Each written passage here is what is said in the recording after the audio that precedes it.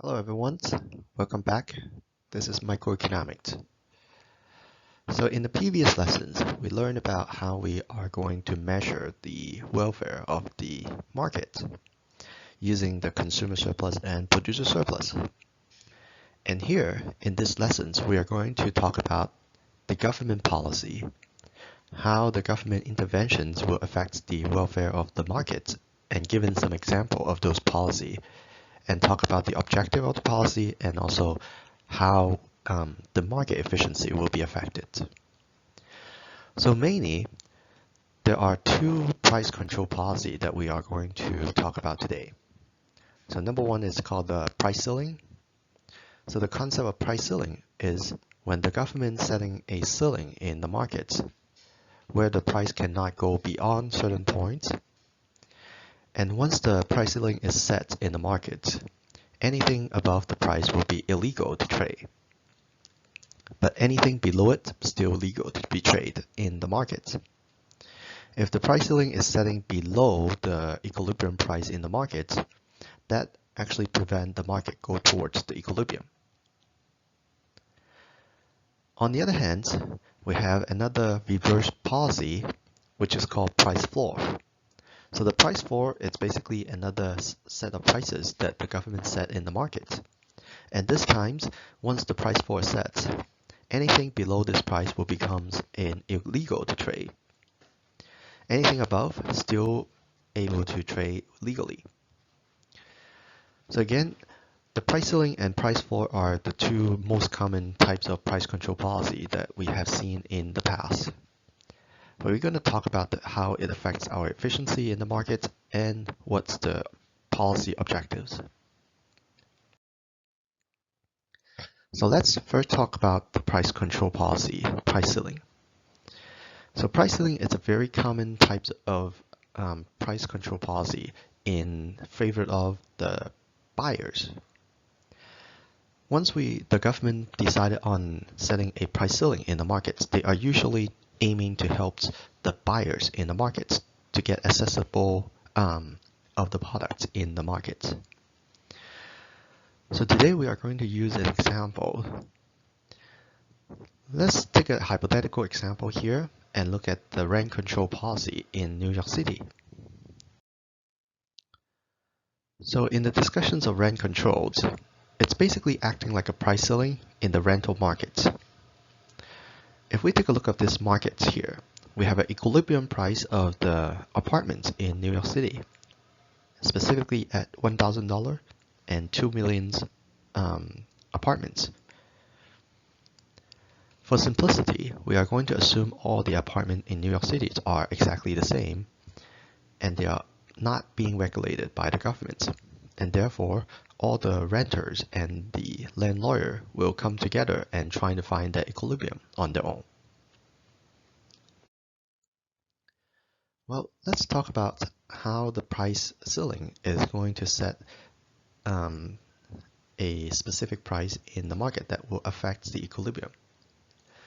Let's suppose the government decided to impose a price ceiling, and this price ceiling is now below the equilibrium price in the market, which is $800.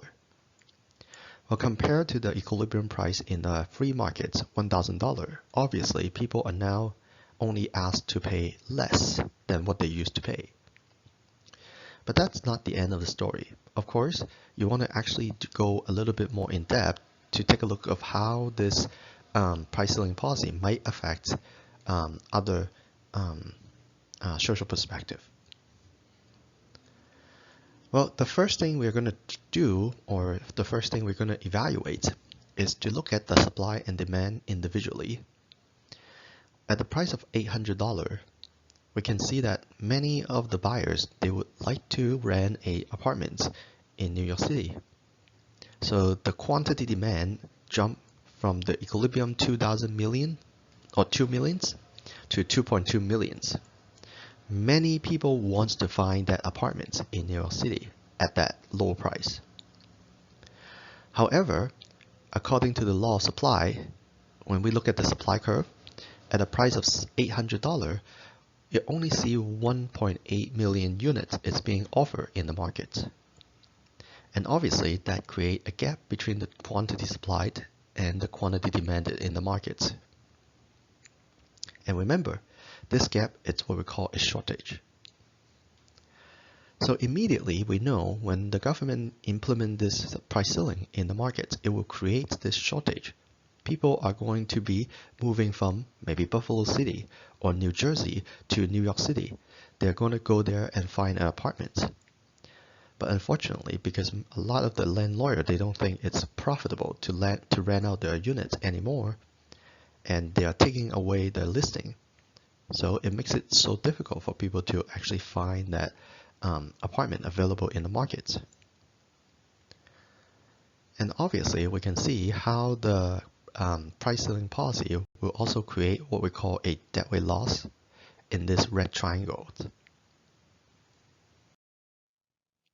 Well, not only we can evaluate the social loss in the supply-demand model, but there are also a lot of inefficiency we can actually think of or we have observed in a market setting like this. So, for example, you can actually see how the inefficient apartment is being offered in the market. It reduced the quantity of apartment rent in New York City significantly. And also, it also make it so difficult for the renter to find apartments in New York City.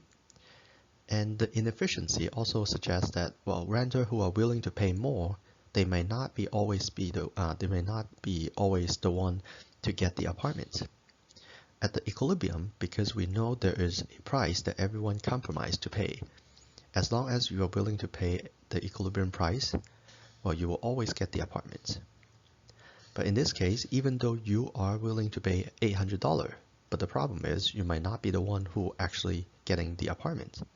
Even though your willingness to pay it's actually $2,000, but because of the rent control, even though you offer $2,000, well, you still cannot find an apartment because no one can charge you that price legally. It also creates inefficiency for people to find apartments in the markets. It's a waste of time and effort. And landlord will also be inefficiently managing the units because they are receiving lower income or rent income from this policy, and therefore they will provide a relatively lower quality or conditions for renters who rent this unit. Of course, there are a whole lot of other legal aspects, like for example, illegal pricings or rents in the black market, which you will find some example that proven to be the case, especially if you're living in the Bay Area.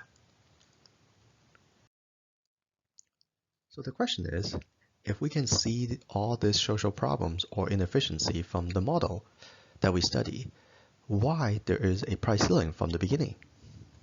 Why would the government impose them to the market? Of course, there are some explanations here.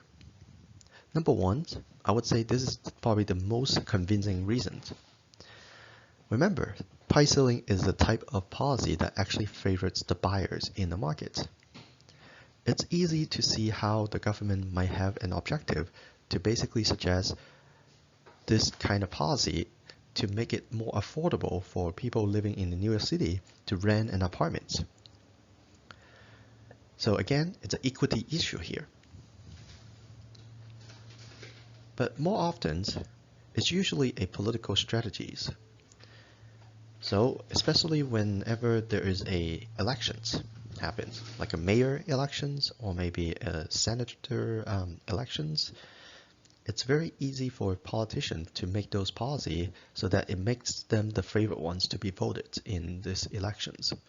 But once they got elected, of course, they have to actually commit their promises. So those kind of promising policy during the elections makes it so obvious why the price ceiling could be the one to implement. And of course, at the end, if government's actually trying to apply price ceiling without any of this incentive, then obviously the government official might not be understanding the supply-demand models fully, and they do not know what the consequences are. Now we know why sometimes the pricing makes sense, and we would like to ask the questions. Does the buyer, right?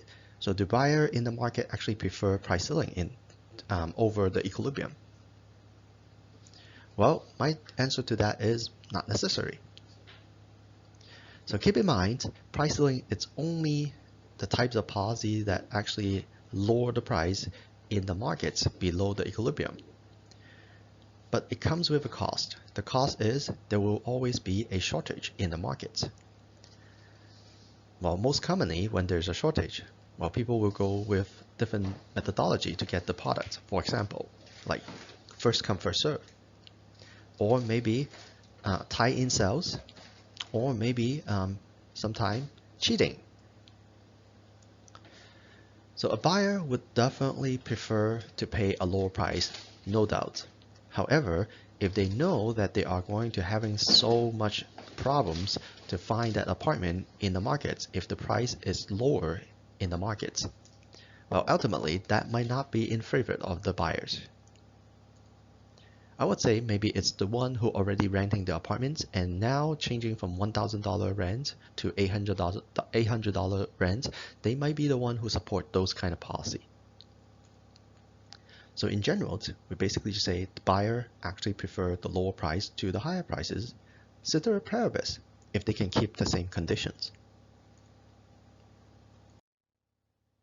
Now, let's move on to the price floor discussions. So again, price floor is basically a legally mandated minimum price imposed by the government. The price floor, it's basically widely used or legislated for agricultural products in the United States, especially for wheat, corn, milk, and dairy products. This is basically a way to support income of the farmers in the United States or agricultural industry. Well, it's not limited to the agricultural industry. In fact, there are multiple or many different industries has been supported by this price floor policy. For example, in the past, there is trucking or logistic company, right? Logistic industry has been heavily supported by the government with the price floor. Airlines also is very, very heavily favored by this kind of policy. And don't forget, price floor, it's basically similar to what we call the minimum wage in the working market. So therefore, workers like us, we also support by the price floor policy as well. So today we are going to shift our focus of this price floor policy mainly on the agricultural industry, so that we can have discussions on how those policies in favor of the industry and what are the consequences come after. So here, we would like to create a hypothetical model right here, a market for corn. As you can see, there is a supply curve, upward sloping, and a demand curve, downward sloping. So again, in the US, the agricultural policy is very, very heavily favored the farmers or agricultural industry because there are so much votes in the middle states in the United States, and those are the states that actually mainly dominate by this farms family. In general, well, we have a lot of the farmers actually growing different kinds of agricultural products in the middle states. For example, like corn. Corn is one of the largest industry in the United States. We are the biggest corn exporter in the world. So we would like to take a look at this market. So here, in this corn industry, we're basically trying to think that there is an equilibrium, which is $1 per pound, and the total quantity, equilibrium quantity in the market is 10 millions of pounds of corn. Suppose the government trying to impose a price floor on corn of $1.20 per pound in order to help the domestic farmers. And here we can see that there is a price floor, $1.2 per pound. Well, immediately we can start evaluating the models. When we look at the supply and demand individually at that price, we can see there is a lower quantity demanded of corns and a higher quantity supplied of corns. Well, again, because of this difference between the quantity demand and quantity supplied in the markets, it will create this, what we call a surplus in the market. So this surplus basically explains how we can get all these excess amounts of food produced in the United States. Of course, according to the graph, we can easily see how this policy or this types of policy could create a deadweight loss in the market. Well, unlike the renting markets in New York City, when we look at the agricultural industry, and we know that it created such a huge surplus of food in the United States, we would like to actually think about how we deal with this excess of food that we produce in the United States. Well, when we have this huge amount of food that we produce and we cannot even consume all in the domestic markets, one easy way for us to resolve that problem is to export the goods. And that is the reason why United States is one of the biggest agricultural product exporter in the world. Many of the food that we produce, we cannot even consume domestically. We have to ship them out to other countries. But many people actually misunderstood that when we're exporting our goods, the farmers are actually making profits and our country is getting wealthier. And in fact, this is the opposite case. The easy way for you to think about this is, if we actually produced corn at a cost of 10 cents per pound, and the farmer will need to at least cover the cost, but the price floor actually setting the price so low or so high in the market, now the farmers has to sell much higher price, that's the reason why they cannot sell them all. And at the end of the day, the government will suggest the farmers to export those products into the international world.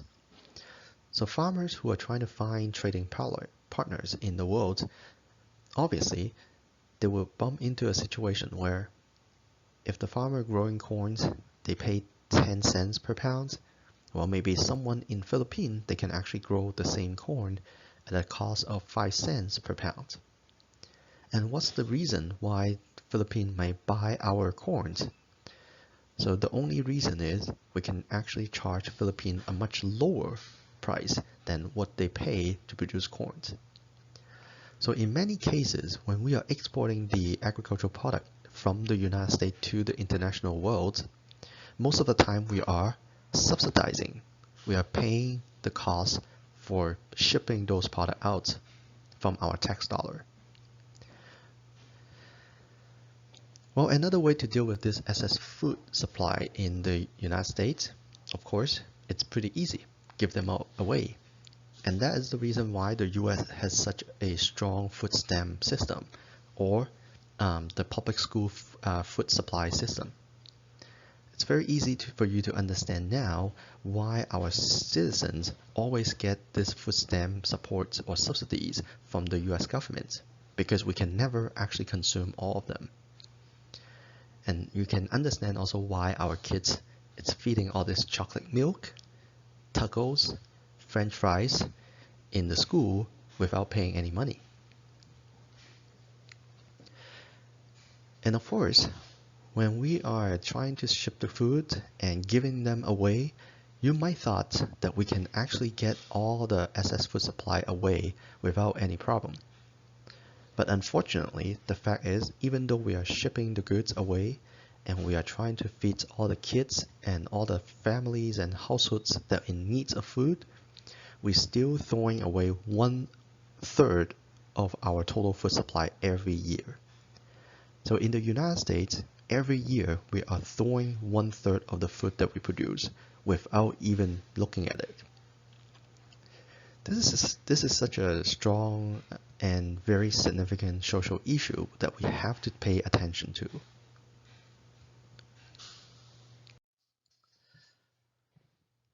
So, of course, except for this excess food supply, we also have other types of inefficiency we can talk about. For example, a very inefficient low quantity of trading in the market, right? Because now we have farmers um, who are basically told by the government they have to set the prices of the food at such a high level, so they may not be able to find buyers easily in the markets. And also there's an inefficiency of allocations of sales among the seller. That means, well, the farmers who are usually producing or growing cartons, because now they can sell corn at a higher price, they might switch over. Even though they have a tradition to grow cartons in their farm, now they may switch over because of this financial incentives. And number three, we might actually see all this waste of resources like water, natural resources, land, fertilizers, human capitals that goes into all this excess food supplies that no one actually ever consumed. And of course, there's always a legal aspect of it, illegal trade in the black market. And that will create or impose public health issues if we do not know the source of the food, where it comes from.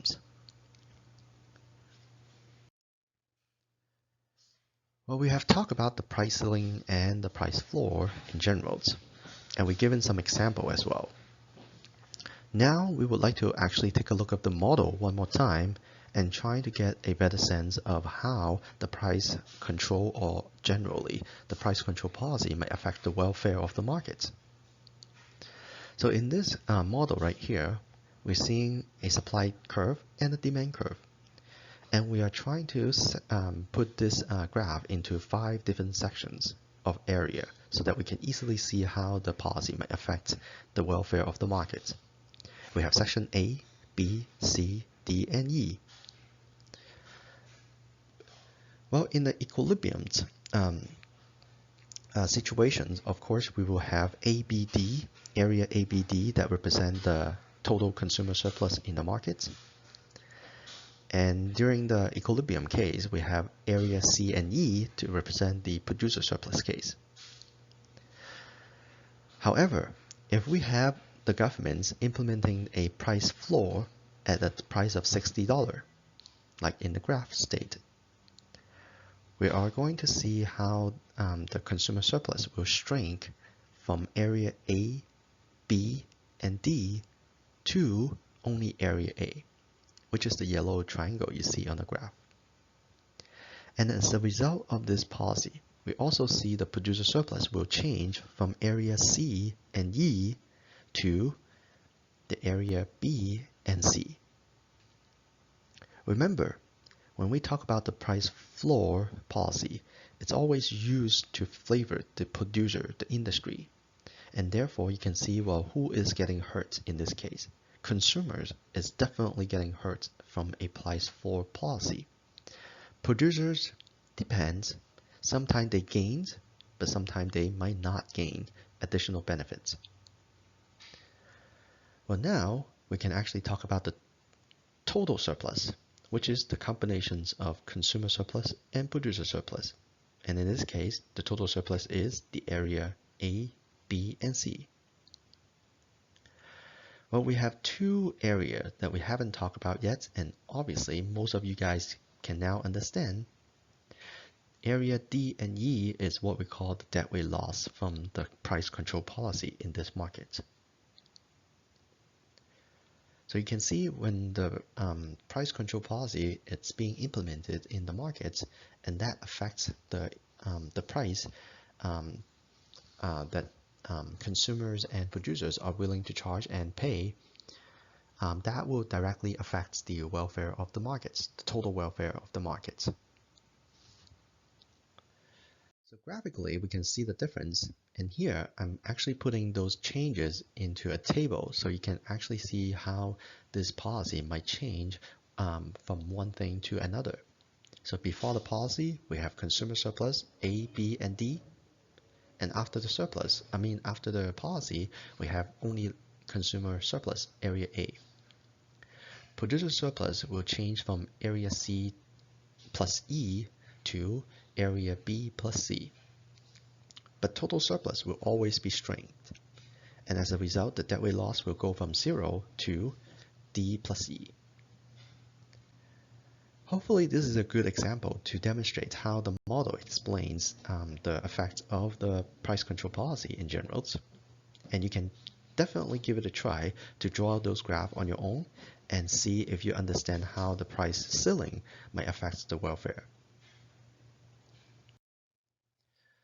Well, the very last thing that we want to talk about here is we know we have discussed about the price ceiling and price floor in general, but sometimes students actually confuse about which policy is actually effective in the market. So in general, we can talk about two types of policy. So if we look at the graph, panel A and panel B, panel A, we have a price floor that is setting higher than the equilibrium price, and therefore consumer and producer cannot trade at the equilibrium price. And this is what we call an effective policy in the market because it does impose an impact to the market. And also we're given a name, so the official names of this effective policy is called binding policy. However, on the other hand, if we look at panel B, you can see the government is setting a price floor under the equilibrium price. So that means anything above and of this price floor is still legal to trade, including the equilibriums in the market. And as a result of that, well, both consumer and producer will actually go towards to the market equilibrium again, because nothing prevents them to converge to this equilibrium point. And as a result, well, this policy is not going to be effective in the market. It won't make any changes. And this type of policy, we are giving them an official name. We call this a non-binding policy. Again, well, this is only a case that we describe the price floor policy. You can try to take a look at the price ceiling policy and figure out whether one is binding or the other one is non-binding. I strongly recommend students to give it a try and draw the graphs on their own and trying to ask yourself, well, which type of policy is binding and which one is non-binding. Well, here we have complete our discussions of the price control policy, and I hope you enjoy learning about this policy or government interventions. In the next chapter, we are going to discuss about the price elasticity of demand and also to talk about some more advanced policy tools such as taxations.